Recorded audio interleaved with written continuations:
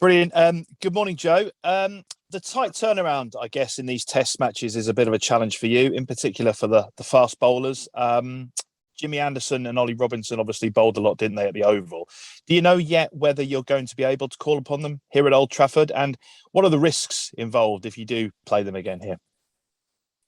That's something that we'll weigh up over the next couple of days. We use these 2 days, I think, really important for recovery and making sure that they're in a position to play Test cricket. I think one thing you have to do is you have to trust the medical advice that's been given. You speak to the guys that understand the science behind this, and also speak to the players as well that know their own bodies better than anyone else. And you never want to go into a Test match putting someone under risk of injury. You want to make sure you do the best thing for the player.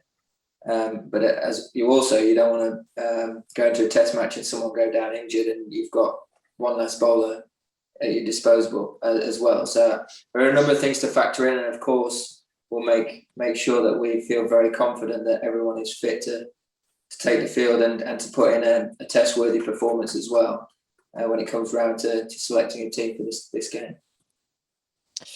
There was a lot of talk from the pundits in particular after that Oval Test about the way India play under pressure and the fact that potentially they cope with high pressure moments better than the England players. Is that something you agree with? And is it an area that you believe this group needs to improve? I don't necessarily agree with that. I'd say that within this series, there have been half an hour periods of the game where we've not managed it as well as them, and it's really cost us. And we're sat 2-1 down instead of potentially 3-0 up. You look at Lords, that's at half an hour with ball in hand, and then you look at that spell of bowling from Bumrah last night or the other night, and they've really cost us the 2 games. And it's just managing those passages better. I think collectively, finding a way to get through a defensive batting group, being smart about how we're going to go about containing it and getting out that lower order is things that we need to make sure that we're better at, and that we're learning about as the series goes on, and over time we make sure that when we're in those situations again, we're on the right side of it. Joe, can you confirm that Joss will be back as your vice captain this week? Yeah, Joss will be back as vice captain, and he will keep looking. Okay, and then that leaves one more decision, I guess. So it's Ollie and Johnny for one place. Is that a choice you've made yet? That's something that we'll consider over the next couple of days, and make sure that we're happy with going into the game. Got you. In terms of Jack Leach coming back into the squad, I wonder if you could tell us where you reckon he's at. He's maybe someone who hasn't always had tons and tons of bravado and confidence in himself, perhaps, but at the end of the winter, it seemed like he was really leaning into that role as the number one spinner, and he hasn't played since. Just wonder where you reckon, from your, I don't know if you've chatted him today, or where you think he's at right now with his game and his sort of self-belief. Yeah, I think that he'll have really benefited from going away and playing some cricket. I think it's really important that he got the opportunity to do that, and I think it'd be better for that coming back to this squad. And I'm sure he'll be desperate to take an opportunity if granted one. I've not seen the pitch as yet. What you can get sometimes here at Old Trafford, it can spin, and that could be an option that we have to look at with 2 spinners. But he's done some fine things for England, as you mentioned. You look at how he performed this winter, and even before that as well. So we'll know what he's capable of, and we know that he's a fine player, and I'm sure that in himself should give him a huge amount of confidence. Do you see him, you say about playing 2 spinners there, does Jack have to get in the team as the second spinner? I'd say that Moeen Ali is our first spinner, yes. Got you. And just lastly from me, how, we talk about home advantage, I guess, a lot, but Old Trafford's been somewhere you've played a bit more than anywhere else recently. You were there for 3 tests last summer. I think you won them all at Old Trafford.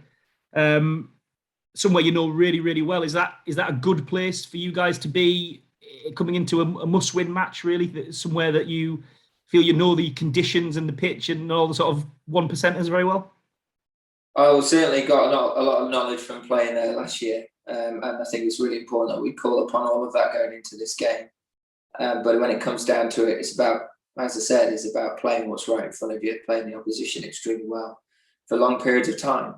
and when those crunch moments come, is grabbing the game as individuals, standing up, whether it's the two of you out there with bat in hand, or when you're given the ball, is can you bust it open?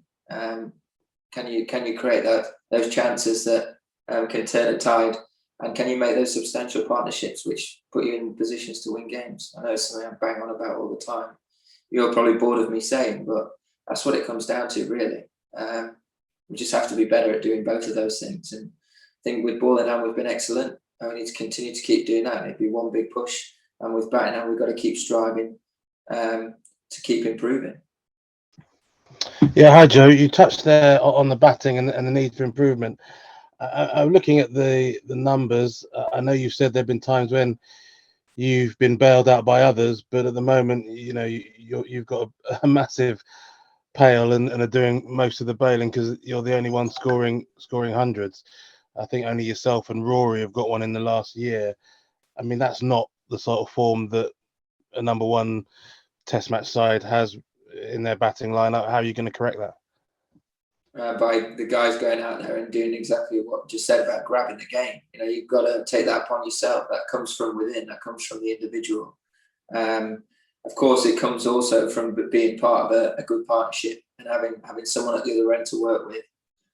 But ultimately, as a player, when you get in, you've got to get greedy.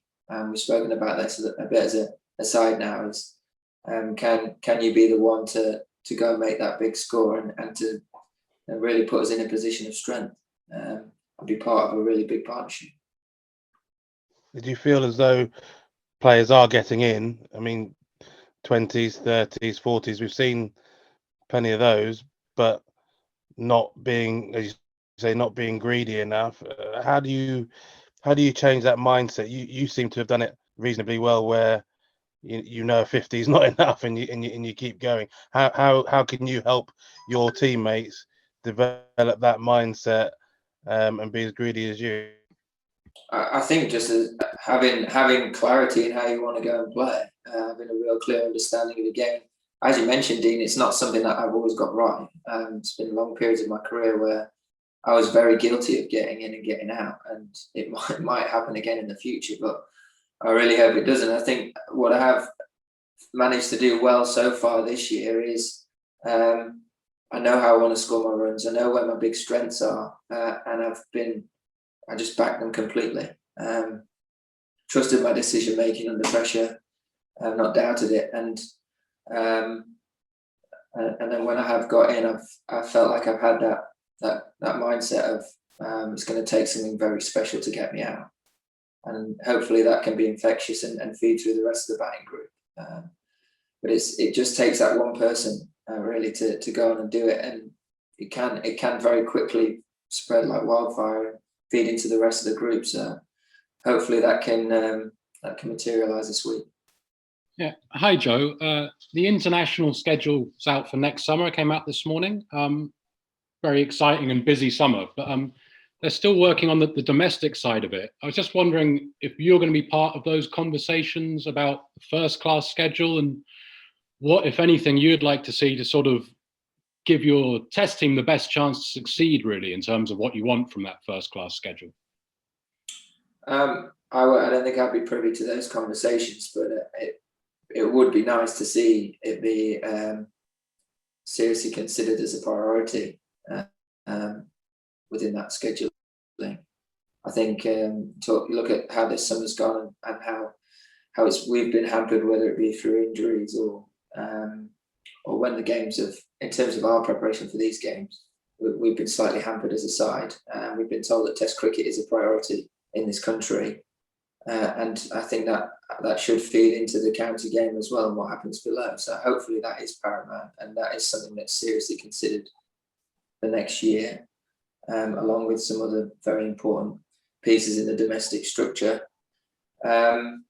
But ultimately, it comes down to playing on good wickets. That's part of the challenge. Is making sure that it doesn't really matter what time of year you play. It's making sure that wickets are of a standard that can produce good cricket.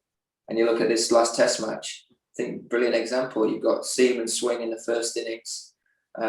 It got very good for batting, and throughout the middle phase of the game, and then reverse swing and spin came into it later on. I mean, it had a bit of everything for everyone. That's the sort of thing that we should be mirroring in county cricket. So guys have to deal with all aspects of the game, and whether that be the moving ball as a batter early on, reverse swing later in the game, and spin out the footholes, but also as a bowling group as well, being able to deliver when conditions are in your favour, but also when it gets flat, what can you do? What can you turn to? What other strings to your bow have you got? And the more that the guys can experience that before they come into Test cricket, the better equipped they'll be to manage the challenges that it presents. So it'd be really nice to see that be created in the county schedule, hopefully sooner rather than later. Could you tell us the thinking behind Joss coming straight back in, please? Yeah, he's the vice captain of this team. He's a senior player and he's integral to what we're about. So I know his output in terms of runs this series hasn't been as high as he would have liked and as we would like, but we know what a great player he is and how important he can be to turning a test match. So that's the reason behind that. Do you think there's any element of it being harsh on Johnny just to have the gloves for one game? I think Johnny knew exactly what the scenario was when given that opportunity to keep wicket last week. But it's whenever there's change within Test cricket, whether you're left out or whether you're moved around, it's part and parcel of playing at the highest level. Sometimes you have to deal with some hardship and things that you don't always agree with. I don't necessarily think that will be the case with Johnny. I think he's a big part of what we've been about as a squad for a long time now, and he will understand it. Look, as I say, Joss is the vice captain of this team. He'll come back in, and I expect him to perform.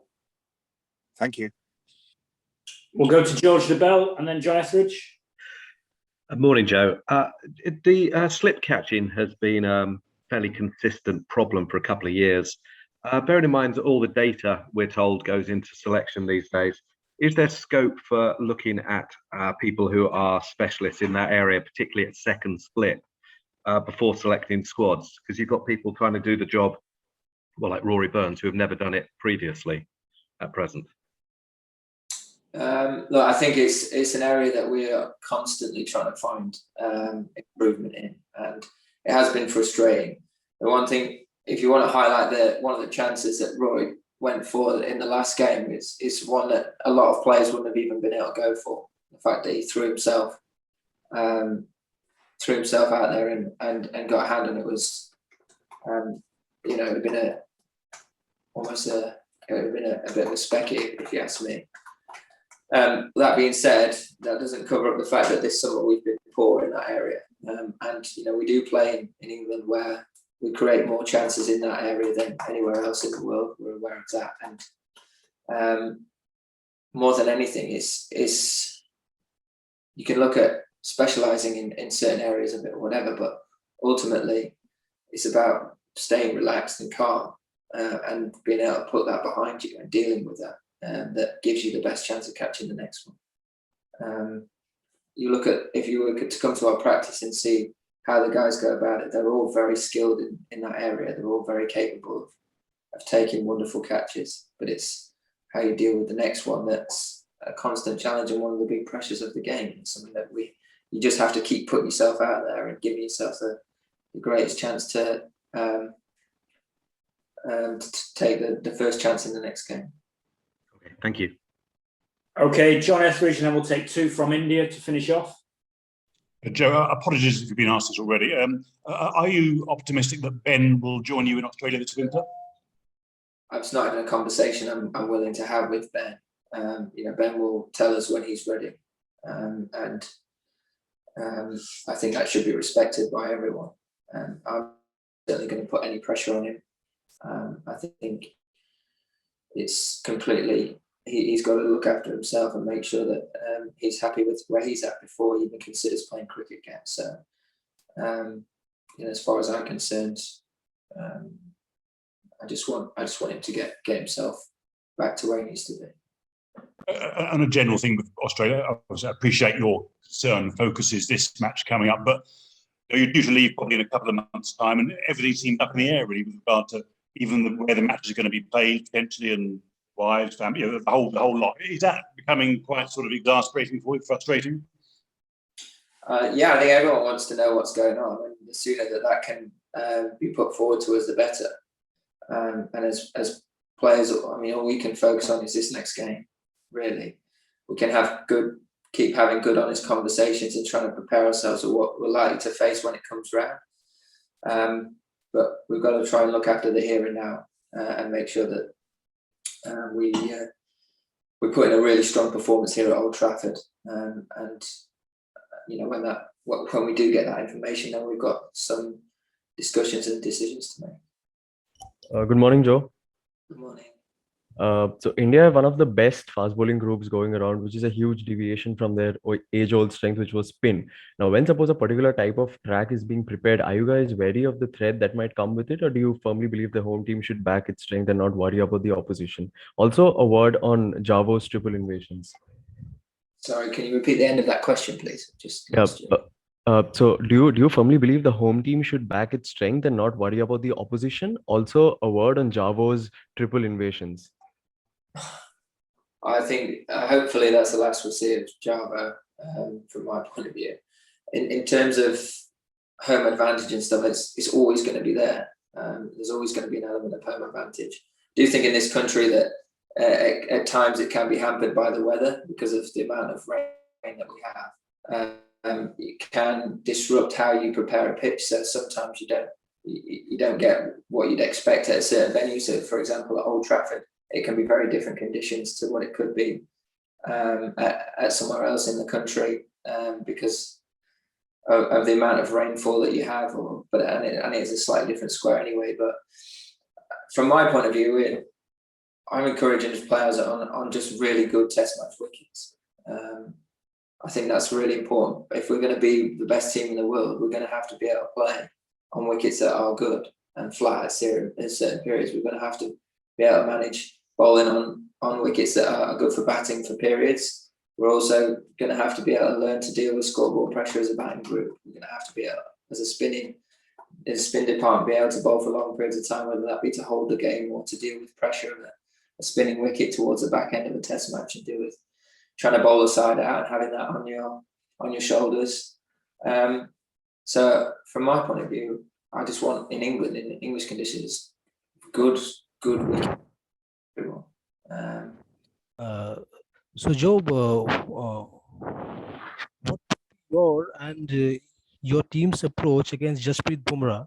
I mean, we saw, that how devastating he was in the last day of the previous test. Yeah, he bowled a brilliant spell, and he's why he's renowned as one of the best fast bowlers in the world. But we've also played him very well throughout this series at times as well. And I think it's really important that we remember that as a batting group, that we've had a good success against him too. We only have to look back again. I thought we played him exceptionally well. So that's Test cricket. Sometimes you could also argue the same about Jimmy Anderson and the way that he's bowled at times within this series and the pressure he's put under the Indian batters. You've got two very high class performers on either side there that have managed to bowl spells of bowling that have turned the tide of a Test match within this series. So I think it makes for great cricket. It's a great challenge for us as a batting group to face someone of his quality, and very much looking forward to us going toe to toe with them again this week.